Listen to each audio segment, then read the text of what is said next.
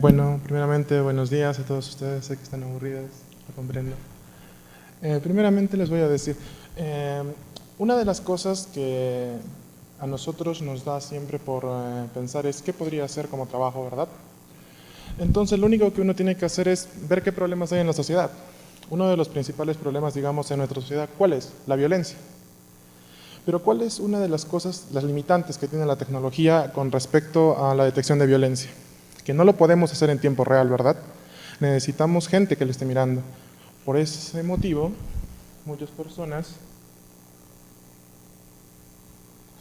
tienen que estar así, como se dan cuenta.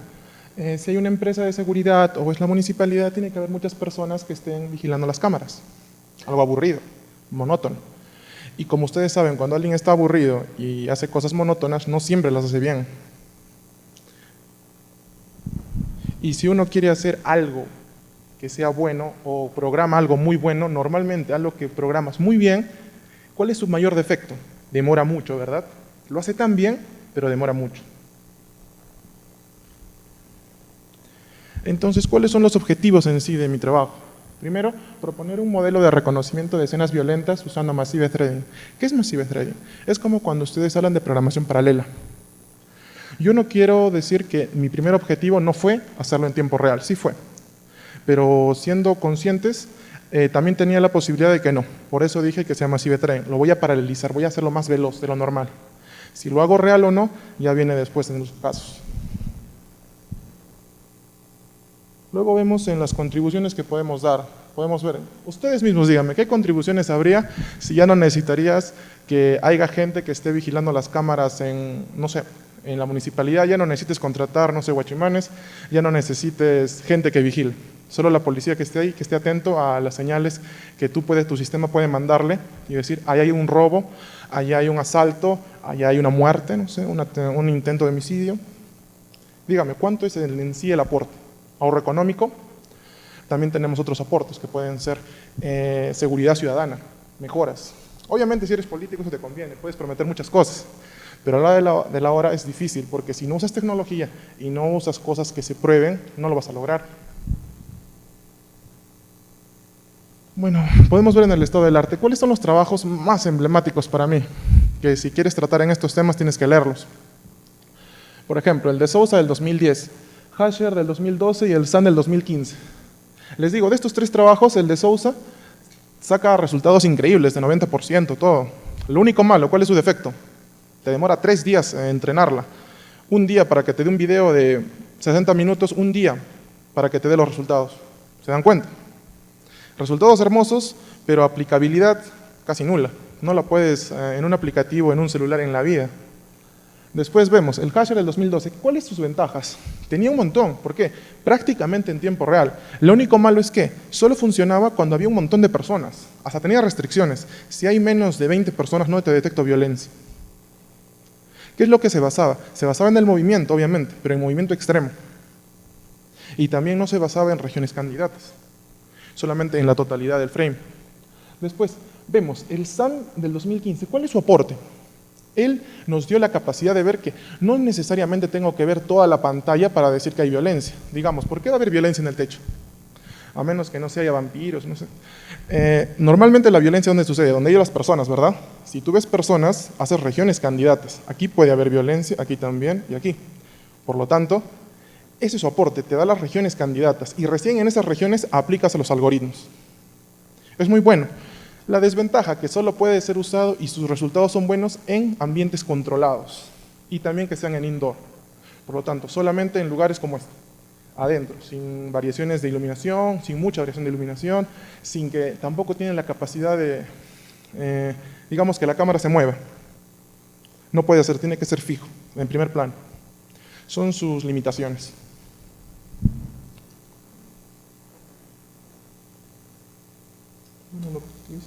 Vamos a ver mi propuesta. Bueno, la propuesta que se hizo conjunto a mi asesor fue algo... Primero fue difícil, les soy sincero, porque al inicio nuestra propuesta era totalmente diferente. Poco a poco fue evolucionando. Primero vemos que es una segmentación de video. Entonces agarramos cada segundo del video. ¿Por qué agarramos cada segundo? Imagínense ustedes, cuando tienen un video en tiempo real o en... Ustedes están viendo una película. Digamos, la película comienza y han visto 3 minutos. No pasa nada, como cualquier película, ¿sí o no? Aburrida. No ven el intro, las cosas que pasan, cosas que no tienen importancia.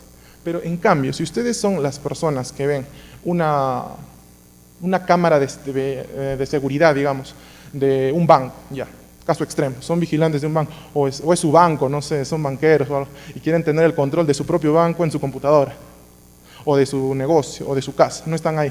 Muchos de ustedes supongo que ahorita han viajado y han dejado su casa sola, no sé, el play, no sé, la tele, algo importante habrá, ¿no?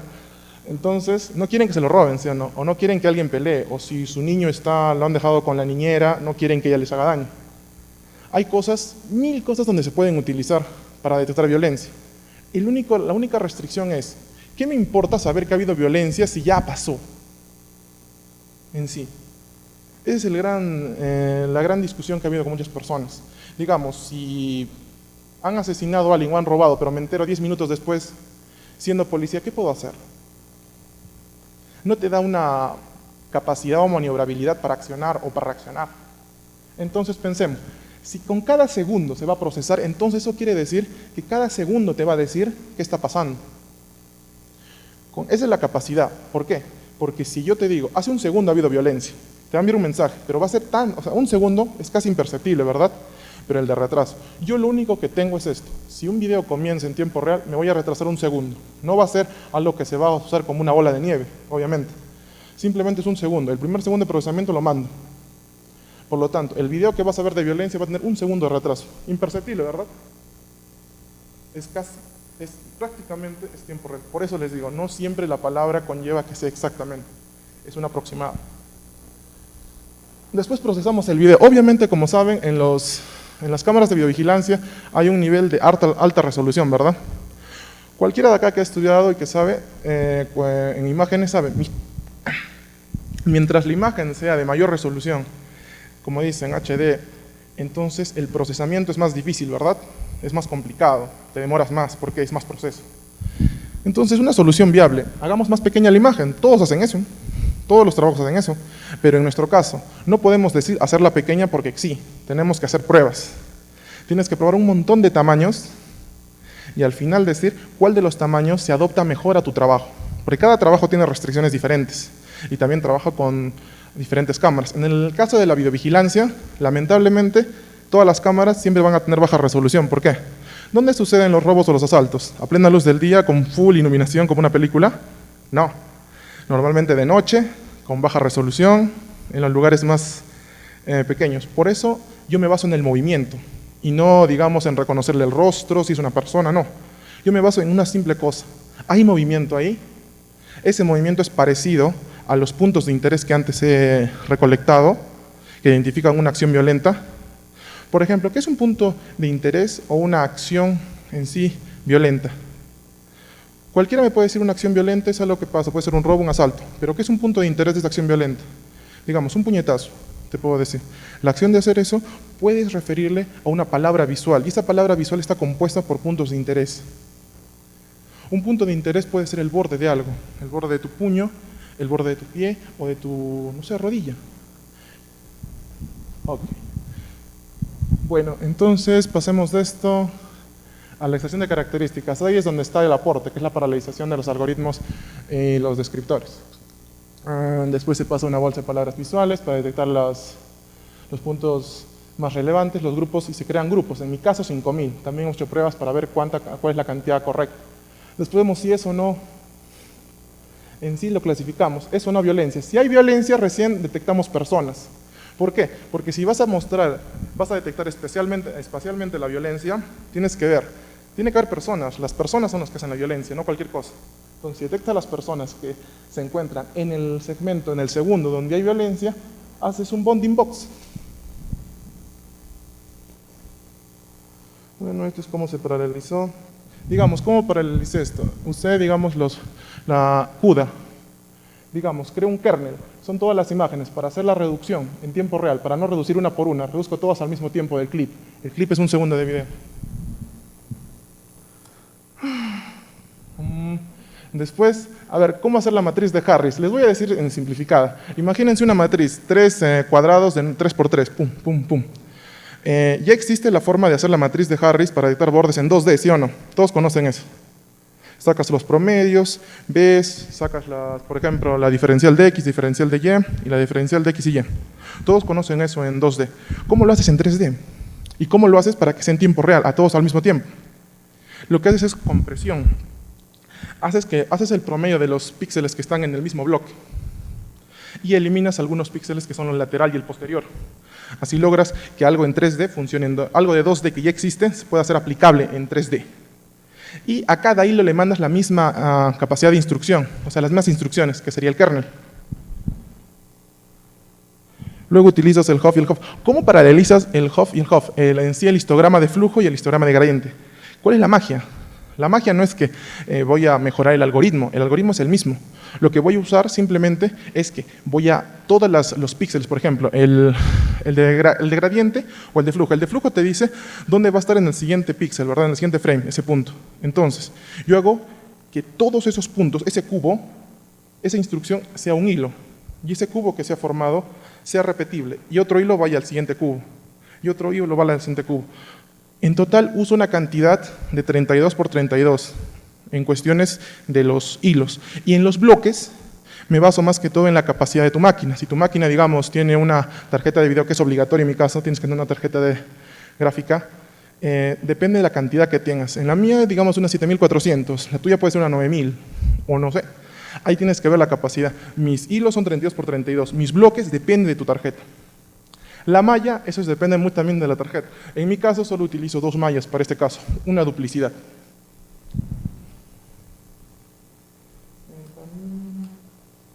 Bueno, esto es casi para terminar. Miren, cuando ya detectas a las personas, cualquiera diría, si utilizas una red convolucional como YOLO para detectar a las personas, entonces, ¿cuál es la magia? Porque eso demora, una red demora. Entonces, ¿cuál es la magia que haces? Solo detecto las personas, digamos, en el segundo de video que he detectado violencia. Hay violencia en este segundo. Detecto las personas en el primer frame de este segundo y en el último. Y hago el bounding box en el primero y en el último. Pero entonces, ¿cómo genero los del medio? Hago un promedio. Este punto con este punto. Entonces, lo logro hacer y genero todos los demás. Digamos, de aquí al de aquí y el de aquí al de aquí. Y hago una autogeneración de todo lo demás. No lo calculo, solo en base al primero y al último lo calculo. Es como una magia, para que sea más bonito a la vista de las personas. Después, ¿cuál es la ganancia? En tiempo. Imagínate si tú lo haces en un tiempo real. Estas son las partes más críticas. Si te das cuenta, conseguir los puntos de interés pesa mucho, demora mucho. Entonces, al paralelizarlo, hemos ahorrado casi un 80% del tiempo en cuestión de todo tu proceso. Las bases de datos que he logrado hacer.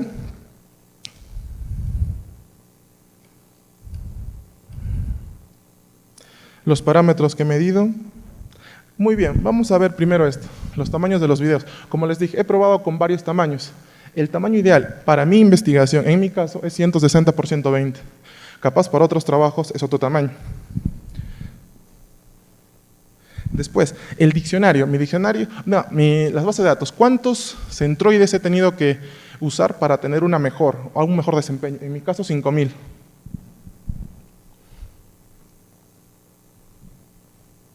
Ya, en mi caso, mi aporte en sí es hacer un nuevo método por el cual se detecte la violencia. En sí ya existe el STIP, ¿verdad? El STIP, si tú lo pruebas, va a sacarte un 90.4% de promedio de todas las bases. Ahí están los resultados de la tasa de acierto.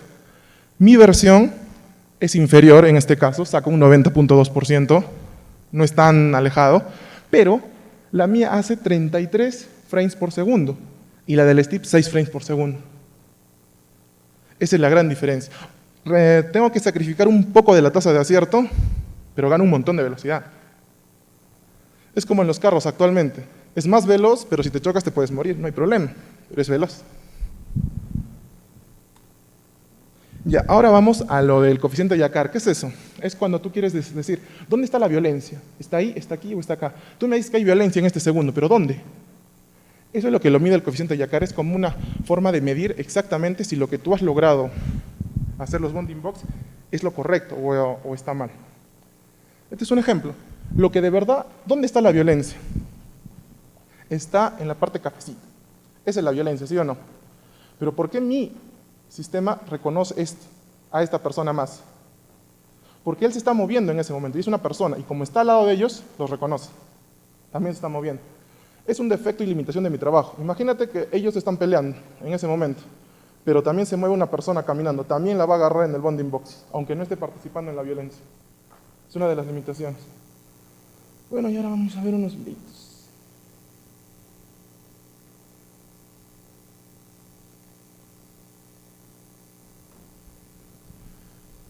Como ven, ahí está.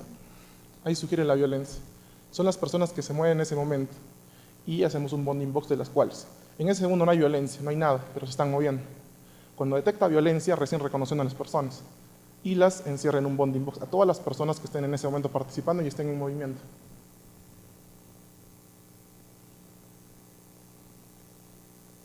¿Alguna pregunta?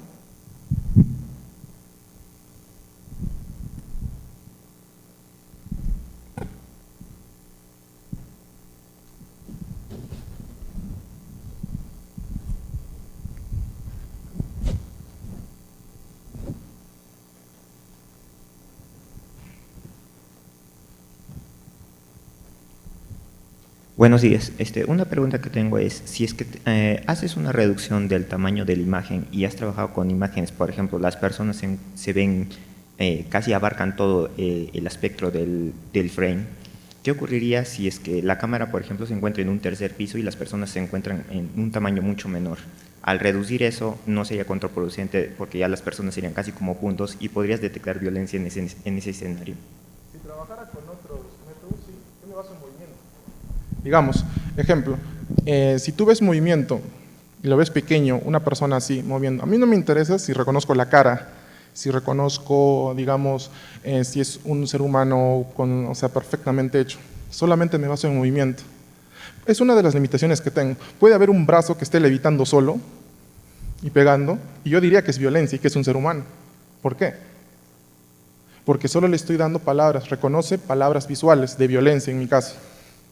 Como tú dices, en un tercer piso, si estaríamos en un tercer piso y mirar a las personas más pequeñas, no me interesa, porque yo voy a redimensionar todos los videos a 160 por 120, todos, y los voy a pasar a escala de grises. Yo no me baso ni en color, ni en sonido, ni en, digamos, otros aspectos de textura. Debería hacerlo en trabajos futuros, obviamente, también lo voy a hacer, pero actualmente solo me baso en movimiento, seco y en profundidad. Por lo tanto, no me interesa mucho si está muy lejos, si es más pequeño.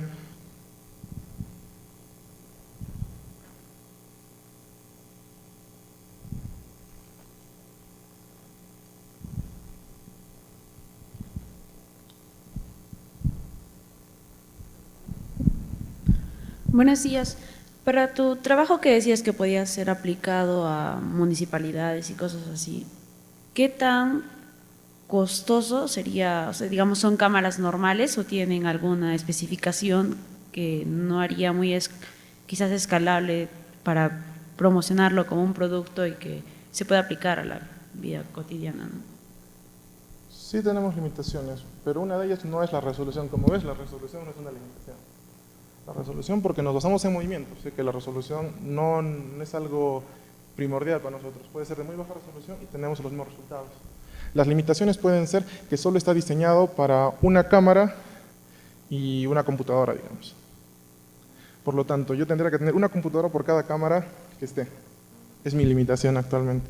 Si, por ejemplo, tuviera, no sé, una supercomputadora con un montón de tarjetas de video, te agarraría y te diría, puedo tener 20 cámaras o 100 cámaras. Depende mucho del hardware.